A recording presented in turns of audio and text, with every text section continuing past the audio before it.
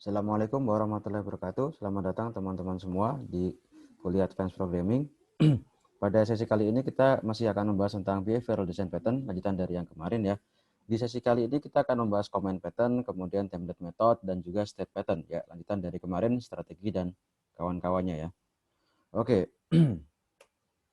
Oke, di sini kita akan membahas tiga ini ya, Comment, Template Method, dan State Pattern. Oke, kita mulai dari yang pertama ya, Comment. Oke, pada kasusnya kita punya sebuah aplikasi remote control ya. Kita punya remote control, kemudian remote control ini akan digunakan untuk mengakses device-device yang ada di smart home. Katakanlah kita punya aplikasi smart home, ya di situ ada device-device ya, misalnya pintu itu bisa naik turun atau buka tutup. Kemudian ada lampu, bisa nyala bisa mati. Kemudian ada fan atau kipas, bisa nyala bisa mati. Kemudian speednya bisa diatur, low, medium, high, dan seterusnya. Nah, di sini ada alat-alat atau device-device yang sudah dibuat, kemudian kita akan membuat remote control-nya. Kasusnya begini, alat-alat ini sudah ada dan dibuat oleh developer sebelumnya, kemudian kita akan diminta untuk membuat remote control-nya untuk bisa mengakses seluruh device ini, bisa menyalakan seluruh device ini, bisa memberikan signal atau perintah ke seluruh device ini. Oke. Kemudian ini inisial desainnya, jadi ada kelas-kelas device yang sudah ada ya. Ini yang sudah ada dibuat oleh developer sebelumnya ya. Ada misalnya ceiling light ya, lampu ceiling, kemudian ada TV, kemudian ada ceiling fan, ada garage door, pintu garasi, kemudian ada hot tub ya, dan seterusnya. Banyak sekali device yang harus kita kontrol dan ini sudah dibuat oleh developer sebelumnya dan masing-masing punya perintah seperti on off ya, on off, dim, dan seterusnya. Open valve, close valve, dan seterusnya. Up, down, stop ya, side on, side off. Nah, oke, kemudian di sini kita bisa lihat device-nya sangat banyak dan interface-nya berbeda-beda ya. Ada yang on off, ada yang up down, kemudian ada juga yang punya low, medium, dan high, dan seterusnya. Kemudian ya kita harus bisa menggerakkan ini ya bukan menggerakkan ya, memberikan sinyal mati, nyala, mati, kemudian modenya dan seterusnya menggunakan remote control yang akan kita buat. Kemudian ya kita harus mengelis juga apa yang bisa dilakukan oleh remote control dan apa yang tidak bisa. Ya misalnya kalau fan ini ya bisa on, bisa off, kemudian bisa low, medium, high speednya. Nah sedangkan kalau lampu cuma bisa on sama off. Nah jadi banyak sekali yang kita harus atur gitu ya. Nah masalahnya gimana nih kalau kita mau melakukan hal itu gitu. Oke. Nah, apakah si remote ini harus tahu seluruhnya ya, harus tahu seluruhnya gitu. Nah, harus tahu seluruh command di dalam device yang ada di smart home tersebut gitu. Oke. Nah, kita mau nggak mau kalau desain yang inisialnya misalnya begini ya, kita harus ambil semua kondisi ya. Jadi kita mau nggak mau harus atur semua kondisi, oke. Harus list semua kondisi. Jadi misalnya ya bahwa tombol ini misalnya untuk light ya, maka light on gitu ya. Kalau slot 1 itu untuk hot tub, maka yang diakses adalah hot tub-nya, that's on. Jadi airnya nyala dan seterusnya. Dan banyak sekali. Jadi kita setiap slot ini kita harus list semua kemungkinan gitu ya. Setiap setiap tombol ini kita harus list semua kemungkinan device-nya. Itu slot untuk siapa? Untuk light atau untuk hot tub, kemudian nanti kita baru komennya untuk ke hot tub itu sendiri gitu. Nah, ini desain yang buruk ya, kita punya banyak if else dan juga ya banyak kondisi seperti ini ya. Dan kita harus menempatkan itu semua di tombol-tombolnya ini. Nah, itu kurang bagus ya, bad design. Nah, sebenarnya kita untuk kasus tersebut ya, smart home aplikasi tersebut, jadi ada remote, ada device, kita bisa analogikan seperti pada di dinner ya, di sebuah restoran. Ya, kita punya restoran, nah kita bisa lihat filosofi dari sebuah sistem di restoran gitu. Nah, di restoran itu ada customer, kemudian ada waiters, kemudian ada order ya pesanannya, kemudian ada chef atau cook yang yang memasak gitu ya. Nah, bagaimana kalau kita misalnya ingin mengorder sesuatu menu ya? Kalau kita mau ngorder menu itu langkahnya gimana sih? Gitu ya. Nah, biasanya flow-nya begini ya. Jadi kita katakanlah customer ya. Kayak customer kita misalnya pengen suatu menu, oke. Kita pengen burger misalnya ya. Oke. Burger dengan cheese dan milkshake ya. Maka kita akan order ya, membuat order, oke. Kemudian order tersebut diserahkan ke waiters ya. Kemudian waiters itu melanjutkan ya up order tersebut ke chef. Nah, chef yang nanti mengeksekusi order tersebut, nah lalu memberikan makanan yang dipesan atau menu yang dipesan. Jadi ada flow-nya begitu, kita bisa list ya. Ada customer, kemudian ada order, ada object order, kemudian ada waiters, ya, kemudian ada chef yang mengeksekusi. Gitu. Nah, masing-masing role tadi punya peran ya. Ya, jadi customer dia punya peran itu membuat order dan kemudian memberikannya ke waiters. Kemudian waiters itu nanti akan mengambil order, kemudian menyerahkan ke counter. Ya. Chef itu nanti dia akan menyiapkan menu yang dipesan sesuai dengan order yang diminta tadi, yang diminta oleh customer. Oke. Kemudian order sendiri, objek order sendiri adalah sebuah objek pesanan, sebuah instruksi yang berisi pesan-pesan atau menu-menu yang ingin dipesan oleh si customer. Gitu. Oke. Jadi misalnya pengen menu, misalnya burger dengan cheese, nah kemudian ada milkshake dan seterusnya. Nah itu isinya adalah instruksi apa yang diinginkan oleh customer. Gitu. Oke. Oke. Nah, oleh sebab itu kita bisa mapping ya, mapping dari kasus waiters tadi, customer, waiters dan chef tadi ke dalam bentuk yang lebih generik, yang lebih general. Ya, katakanlah customer itu adalah klien, ya, kemudian waiters adalah invoker, ya, kemudian tadi chef adalah receiver, kemudian order itu adalah komen. Nah, klien itu membuat komen, ya, membuat komen objek dan memberikan ke invoker. Nah, invoker mendelegasikan komen tersebut ke receiver. Nah, receiver itu yang mengeksekusi instruksi tersebut. Nah, oke, dan ada objek komen ya seperti order tadi isinya adalah instruksi apa yang diinginkan oleh klien ya. Oke. Ya, isinya adalah agar si receiver itu tahu ya. Jadi klien itu maunya apa, maunya dikasih apa gitu. Oke. Nah, dari sini kita bisa aplikasikan ya comment pattern. Nah, ini kita bisa jadikan ini menjadi sebuah pattern ya. Ini comment pattern. Oke. Nah, ya, encapsulate request as an object. Jadi request yang diminta oleh klien tadi itu dibuatkan sebuah objek. Nah, jadi yang dipas nanti adalah objeknya. Objek nanti akan dipas ke invoker, invoker akan ngasih ke receiver, receiver akan mengeksekusi. Nah, dengan demikian meskipun klien sama receiver itu didevelop oleh dua orang yang berbeda, tapi karena menggunakan satu objek komen yang sama yang dimengerti oleh kedua belah pihak, maka klien dan receiver itu nanti bisa terhubung.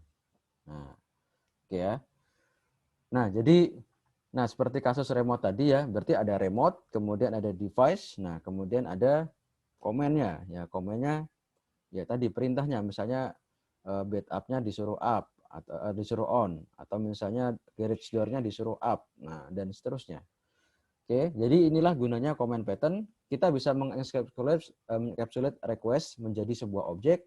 Dengan demikian, nah objek tersebut akan diberikan oleh klien kepada receiver untuk dieksekusi. Nah, tentunya objek tersebut juga ada parameternya ya. Oke. Ya, parameternya ya different request dan seterusnya itu bisa diatur objeknya. Oke. Oke, jadi ini adalah kelas diagram dari dari comment pattern. Ada klien ya, oke. Kemudian ada invoker ya, kemudian ada comment, oke. Kemudian ada receiver, oke. Nah, kemudian di sini ini ada ya create comment ya. Ya ini interface ya. Ini interface, comment interface. Kemudian ini concrete comment, bukan create comment, concrete comment. Jadi ini interface ya, interface yang isinya nanti ya execute sama undo atau mungkin execute aja gitu. Kayak ada mungkin kita bisa mendesain isinya execute aja, ada yang mendesain isinya execute dan undo. Nah, jadi seluruh komen ya, seluruh objek komen nanti itu isinya adalah execute sama undo. Nah, jadi komennya itu komen apa? Itu nanti menjadi konkret komen di sini. Jadi kelas konkret komen. Misalnya set light on, yaitu jadi set light on comment. Nah, isinya adalah execute sama undo. Nah, execute berarti dieksekusi, di undo berarti dibatalkan gitu ya. Nah, klien nanti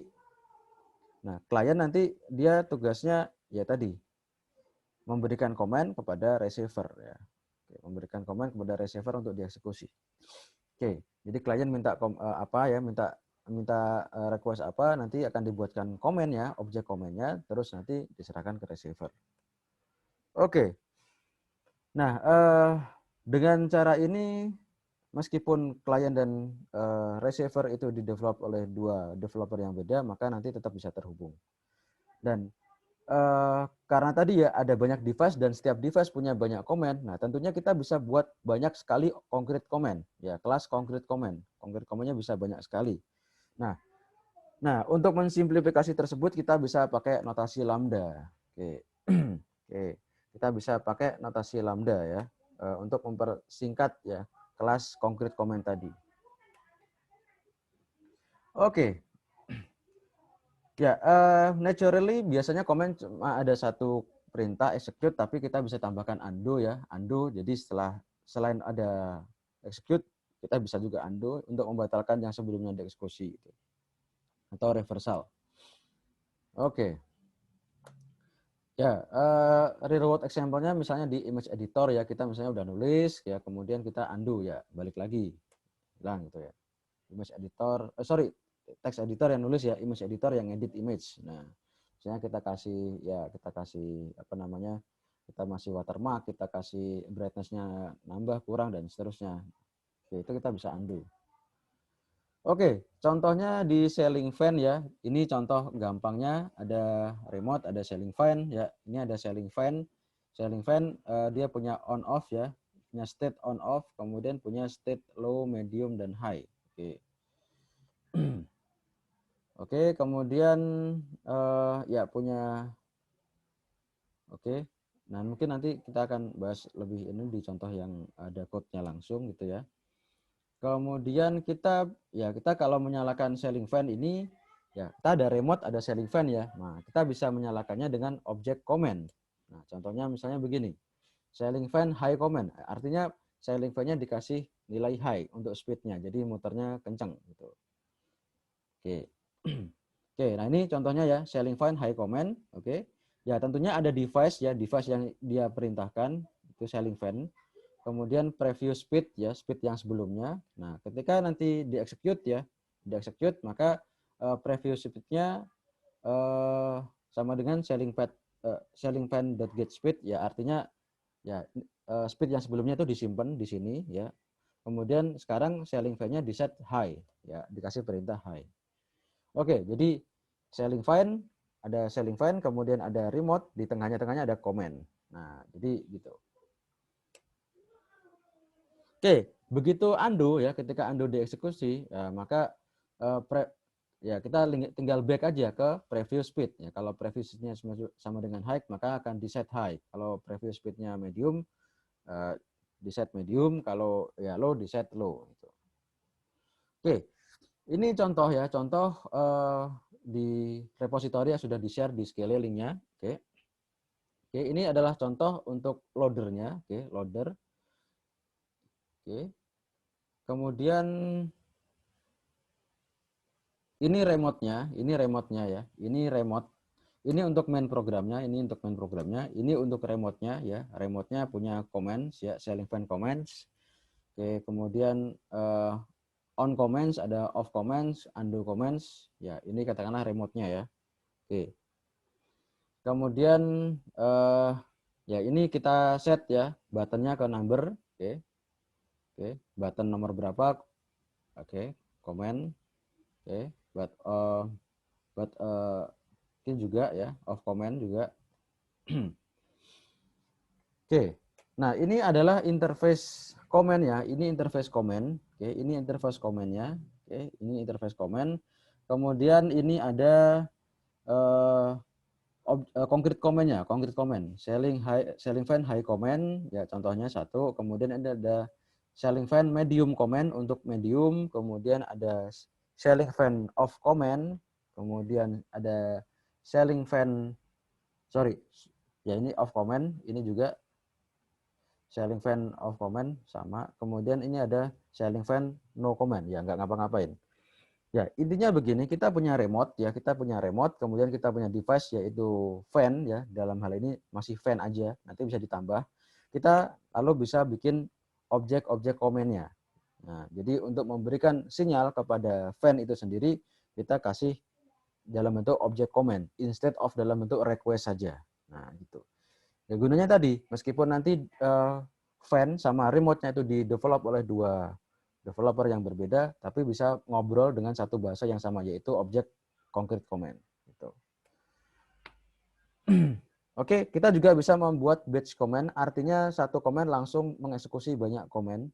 Oke. Hello batch execution. Jadi sekali eksekusi langsung banyak yang diperintahkan. Ya. Oke, container of comment objects. Kemudian kita bisa combine dengan undo juga gitu ya. Kita bisa combine dengan undo functionality juga. Oke, contohnya makro comment ya tadi. Oke, ini ya list of comment ya. Jadi ya, array of comment atau list of comments. Kemudian apa namanya? Ini konstruktornya ya, kita bisa tambahkan ya di sini konstruktornya. Kemudian eksekusinya. Gimana eksekusinya? Ya kan dia array of comment. Jadi banyak comment. Jadi tinggal dieksekusi semuanya. Misalnya kita bisa bikin makro comment all device gitu ya. All device on comment. Jadi ketika itu dinyalakan seluruh device nyala.